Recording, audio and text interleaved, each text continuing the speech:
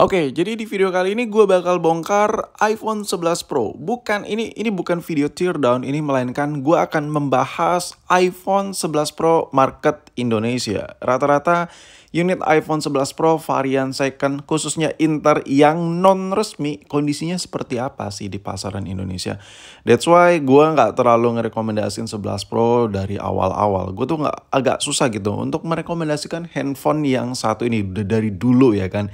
Karena ya gue udah ketemu banyak banget unit 11 Pro ini, emang dari sisi performa dari handphone ini masih sangat enak gimana gitu ya kan, dipakai tuh masih cukup oke gitu ya kan. Lu bisa lihat sendiri tuh speed testnya. Dan handphone ini juga kameranya adalah kamera boba gen pertama. Jadi buat lo yang mungkin agak merasa pengen gengsi sikit-sikit, ya ini bisa jadi pilihan. Intinya gini, kalau lo beli yang varian 11 Pro line up 11, saran gue jangan yang inter-interan, langsung yang varian resmi-resmiannya aja, 11 Pro resmi ya kan, atau 11 biasa yang resmi. Itu jauh lebih aman. Ya meskipun kalau lo memaksakan beli yang inter, tapi ya gitu deh. Ya meskipun baterai 11 Pro ini baik yang inter maupun iBox atau resmi itu awet, terbilang cukup awet dibandingkan handphone-handphone yang masih ada, iPhone yang masih ada home buttonnya. Meskipun ini bukan yang varian Max-nya, baterainya nggak terlalu gede, cuman gue rasa buat daily, buat harian masih cukup nyanggupin.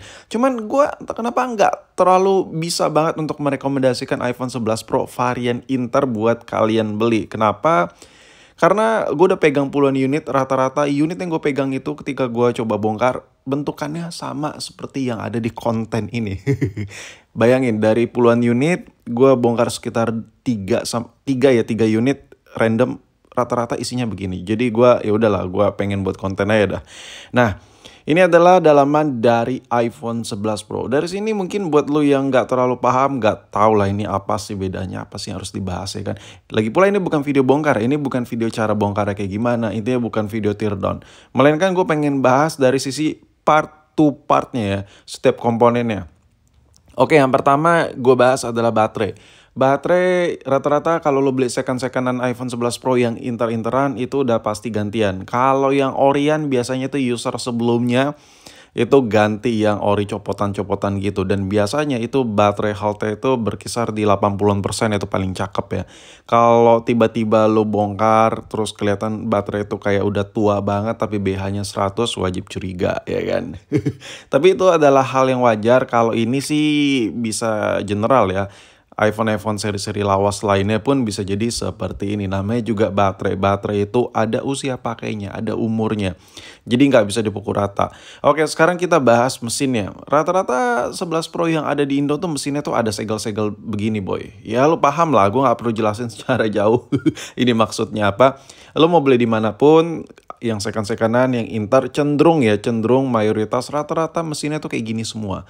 Gue sampai capek gitu kok. Banyak banget gitu unit yang beredar dalam kondisi mesinnya yang ada stikeran begini.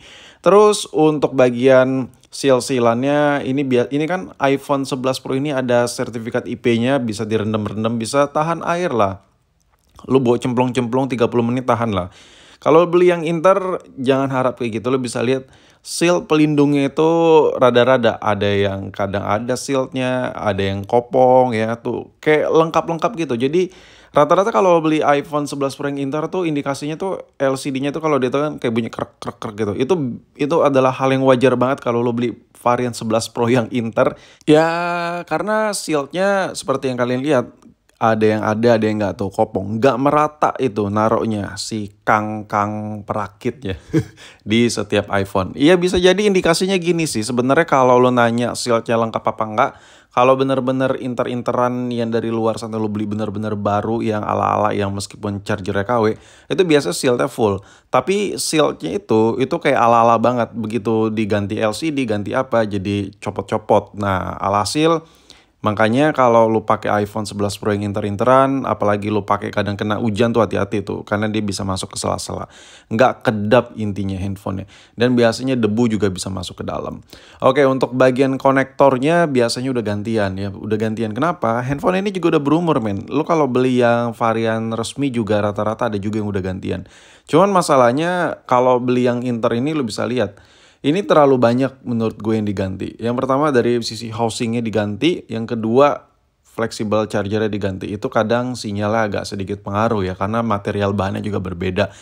Jadi intinya body dari iPhone 11 Pro ini yang inter-interan ya, rata-rata bodinya tuh udah gantian, bukan Orion lagi. Itu bener-bener pengaruh terhadap sinyal GPS, sinyal 4G-nya, sama sinyal Wi-Fi-nya juga pengaruh semua di sini. Nah, kalau untuk kaca kameranya juga non-ori, cuman nggak terlalu ngaruh lah ya sama hasil foto sama jepretan ya, meskipun dikit. Sekarang kita bahas untuk modul kameranya. Modul kameranya rata-rata yang 11 Pro Inter tuh bentukannya kayak gini, ada logo cap-cap begini. Kalau gua scanning ini biasanya ada yang ori, ada yang enggak, tapi kebanyakan enggak ori lagi untuk modulnya ya. Tapi untuk hasil jepretannya ini tetap jauh lebih bagus daripada Android pada umumnya. Karena kita bisa lihat sendiri modulnya ini gede banget. Sensornya gede banget nih, gue coba bandingin sama Android yang puluhan megapiksel. Ini beda jauh banget. Modul iPhone 11 Pro itu kameranya tuh gede banget.